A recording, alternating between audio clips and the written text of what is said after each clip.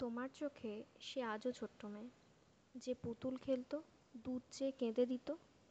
তুমি ভাবো সংসারটাই তার গন্তব্য, আর স্বপ্নগুলো শুধুই অদ্ভুত বায়না।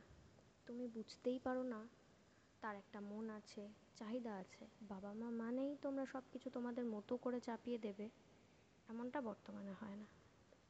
এতে করে সন্তানের সাথে সম্পর্ক খারাপ হয়। তুমি বলো মেয়েদের বেশি পড়াশোনা মানে অহংকার, আর আমার গ্রাম্য সমাজ বলে চরিত্রহীন। কম কথা বলাই বুদ্ধিমানের লক্ষণ, তাকে মানিয়ে চলতে হবে সব কিছুতেই। কেন? সে মেয়ে বলেই? তোমাদের মতো বাবা মা হলে আজ হয়তো সুনিতা উইলিয়ামসও চাঁদে যেতে পারতেন না। তুমি দেখো না, সে যখন চুপ করে থাকে তখন বুকের ভেতর কত কথা জ্বলছে আগুন হয়ে। সে হাসে ঠিকই, কিন্তু ভেতরে একটা স্বপ্ন মরছে।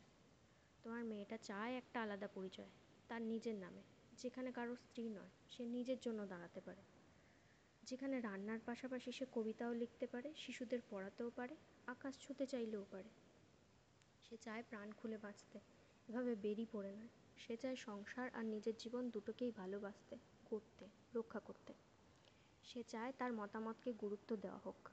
সে চায় না সংসার ছাড়তে, সে শুধু চায় নিজেকে না ছাড়তে। তোমার মেয়েটা শুধু মেয়ে নয়, মানুষও। সে একা যুদ্ধ করে চলে, নিজের সাথে, নিজের ভেতরে বাইরে। সে চাকরি করতে চায়, নিজের মতো বাঁচতে চায়। সে চায় তোমার চোখে স্বপ্ন না, সম্মান হতে।